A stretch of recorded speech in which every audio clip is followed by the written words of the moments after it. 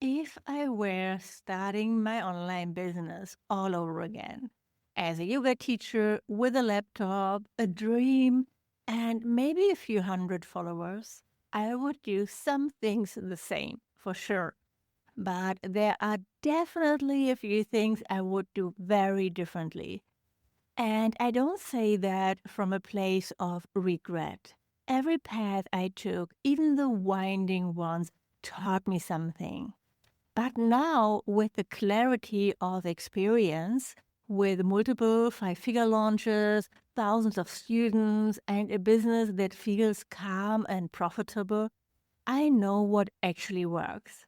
And if I could go back and whisper in the ear of that early version of myself, the one Googling how to grow your online business late at night, I'd say you don't need to do more. You just need to do the right things in the right order. So, in this episode, I want to walk you through what I do differently if I were starting my online business today as a yoga teacher. What I'd skip, what I'd prioritize, and how I'd build a business that supports me, my life, my nervous system, and my bank account. Number one, I'd stop obsessing over my niche and start focusing on the real problem I solve. Let's start here because this is something I see so many of my students struggle with. To be honest with you, I didn't spend too much time choosing my niche when I first started my business. I just finished my yoga teacher training. I was teaching yoga a little bit in Southeast Asia. And I knew I wanted to help yoga teachers build an online business. That part felt clear. But here's where I did get stuck. I was trying to solve too many different problems at once. I created content about websites, Instagram tips, digital courses, Pinterest, tech tutorials.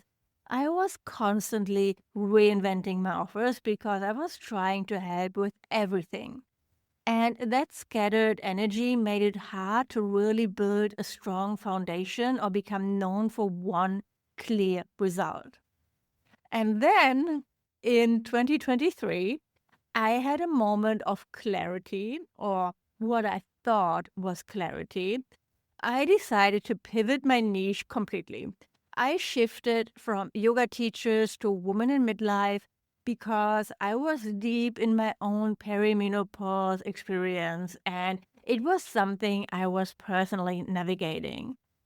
And at first, it felt truly amazing. It felt aligned, natural, exciting, like like the next step, right? So like what I was meant to do. But here's what happened. I never actually clarified what problem I wanted to solve for women in midlife. Was I helping her start a business, become a coach, make a career change? So I kept circling around different ideas, but none of them lit me up. I wasn't excited to talk about career pivots or life coaching, and I realized I had taken myself out of a niche I loved that was working for me. Yoga teachers found me with all because of all the work that I've done the last years. Like creating content for yoga teachers, just trying to follow a feeling without anchoring it in a clear offer or transformation. And that was such an important lesson for me because the truth is, it's not just about your niche. It's about the problem you help people solve. I've always loved helping people create digital offers. That's my zone of genius. That's what I'm really, truly passionate about. I can come up with an idea for an online business for everybody that I meet right away. And I still love working with yoga teachers and wellness entrepreneurs, Pilates instructors, life coaches, even more now than when I started because I've seen how powerful their work is when they embrace the online space. So I pivoted back and everything clicked into place again. If you are listening and feeling stuck with your niche, Maybe you're bouncing between two audiences or worried you picked the wrong one. I want you to know it's not the niche itself that matters most. It's the clarity of the problem you solve and the transformation you offer. And if you're not sure what that is yet, here's a simple AI prompt you can use to explore. So try asking ChatGPT, I'm a yoga teacher who loves helping. Insert a group you're passionate about.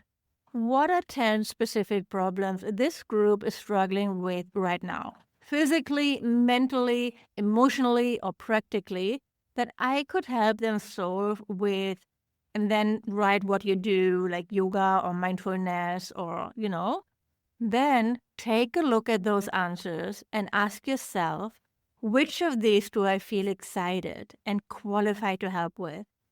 And which of these could become the core of a premium offer? Because once you're clear on that, the rest gets so much easier. Step number 2, this leads already to it. I'd create a premium offer way sooner. So when I started my business, I launched all kind of things: a membership, a few mini courses, some mid-price courses.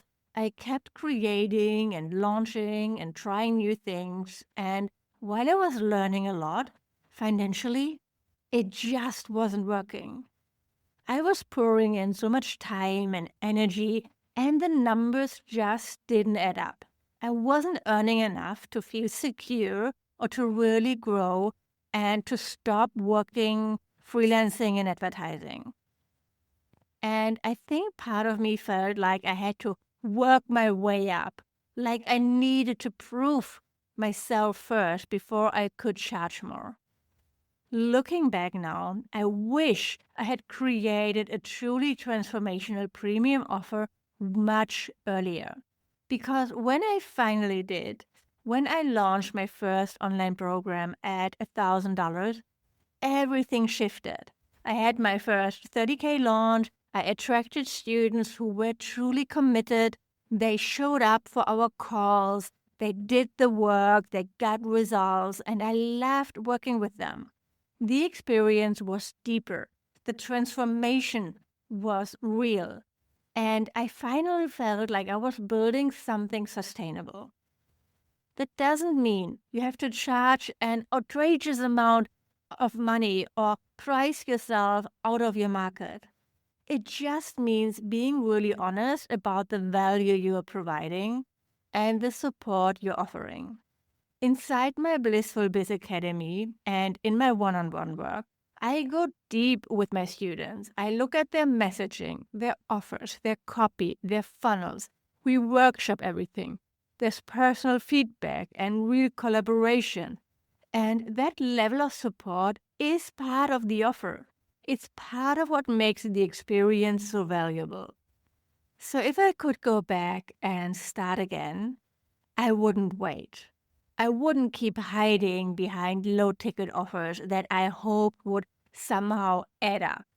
I'd create something that delivers a clear transformation and price it in a way that reflects the care and support I'm putting in.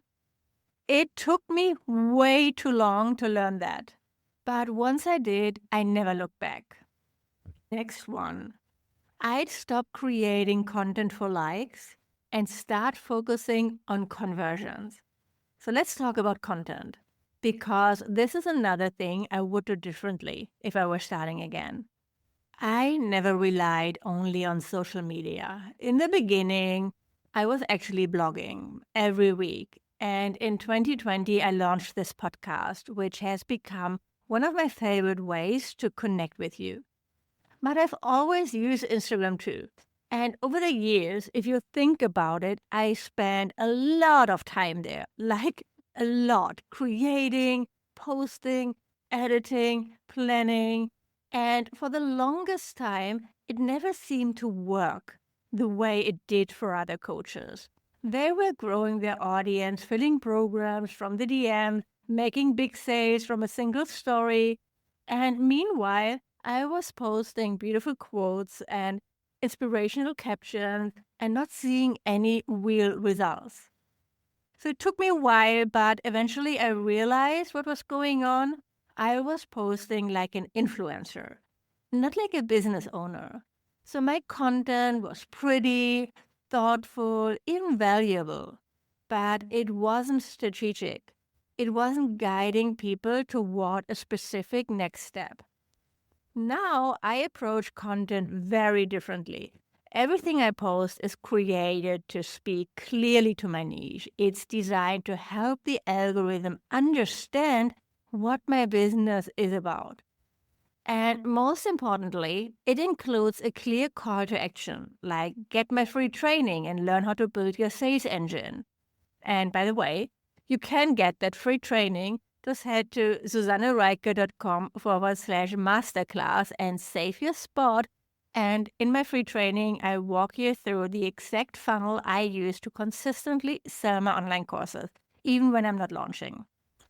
And yes, I automate the whole thing using ManyChat, which you've probably seen already. It's like when somebody asks you to comment like training below a post and you get a DM with the link to the training. This is automated. You can use a tool called ManyChat. I think there are other tools as well. ManyChat, I think, is the most popular. And I had so much resistance to this at first. It felt like just another tool to pay for, another thing to learn. And it's only $25 a month, which isn't a big deal. But still, I kept putting it off. Eventually, I just sat down and set it up. And now I get a few signups nearly every single day, automatically, without me doing anything. Sometimes even for posts that I published a few days or a week ago. It's connected to my DMs and stories. And when someone types a keyword like training, they get the link instantly. Then I can follow up with them personally if I want. And that's the key. It's not just about creating content. It's about making sure your content is actually doing something. If I were starting again, I'd spend way less time on creating the perfect post or reel and way more time building a system that turns content into connection and connection into clients that actually sells. The beautiful thing is you can do this even with a small audience. You don't need thousands of followers. You just need clarity and the courage to sell. Number 4, what I'd do differently is I'd stop making endless freebies and focus on one free training that actually converts. Over the last 8 years, I've created a lot of freebies. I've made everything from 50 ideas for social media posts to 100 hashtags for yoga teachers to beautifully designed PDF resource guides. And they were helpful. People downloaded them, said nice things, but when it came to actually turning those people into clients, most of those freebies didn't move the needle. What's worked best by far is creating free trainings. Simple, clear, valuable masterclasses that teach something real and give people a taste of how I work. When someone takes 50 to 60 minutes out of their day to watch a training, they are much more invested. They're not just skimming a checklist. They're listening, learning, and picturing themselves stepping into that transformation. That's why if I were starting today, I wouldn't spend weeks designing another PDF. I'd create one free training, just one, that clearly addresses a problem my ideal student is facing and introduces a solution they can step into. And that free training would become the foundation of my authority funnel. It's exactly what I do now with my own masterclass, where I teach you how to build a sales engine that sells your online course every day. So if you're still stuck thinking you need a more irresistible freebie before you can start growing your email list, I want to gently challenge that. You don't need to create more. You need to create something that builds real trust fast. And for me and for so many of my students, That's been a simple, story-driven strategic training. And finally, I'd build systems that support my energy, not drain it.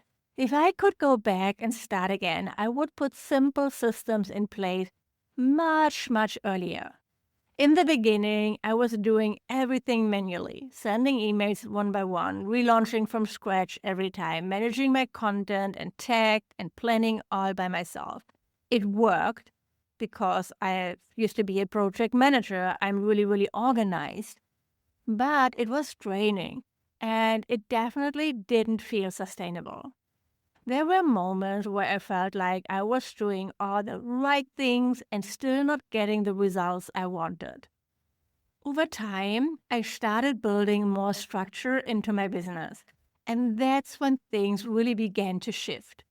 I created a clear offer, one signature offer, one free training that leads into it, an offer suite that's aligned where everything leads to my signature offer, a funnel that brings in new students steadily without me having to be online all the time. I set up systems that give me breathing room, that let me take a break without everything falling apart.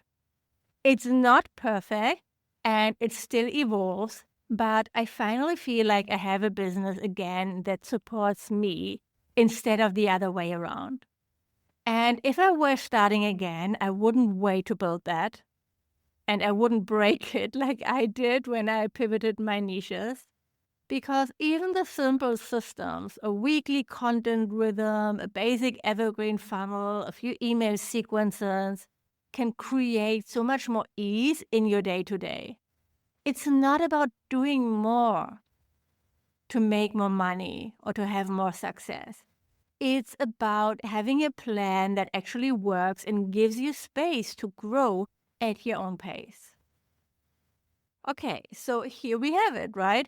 To recap, if I were starting again today, I'd solve a real problem, not chase a niche, launch one premium offer and price it for transformation, focus my content on conversions, not just visibility, create a free training funnel instead of another freebie, and build systems that bring in sales even when I'm offline. And if you're thinking, Susanna, this is just what I want, but I need help putting it all together, that's exactly what I teach you inside the Blissful Biz Academy. It's the complete roadmap to create your premium online program, launch it with confidence, and build a sustainable evergreen funnel that grows with you. You can learn more at susannareicher.com/Blissful Biz Academy. I also add the link to the show notes. Or if you're not sure whether it's the right next step, feel free to DM me or send me an email. I'm always happy to talk it through. I would love to hear from you. And if you're already a few steps in and looking for more personal, hands-on support, I've just opened up a new consulting offer where we work closely together. We'll map out your offers, build your funnel, and refine your entire sales engine in a way that feels aligned, clear, and doable. You don't have to figure it all out on your own. And you definitely don't have to burn yourself out trying to do more. Sometimes it's about doing less, really, but doing it with intention and having a system that holds you through the ups and downs of running an online business. As always, thank you for listening.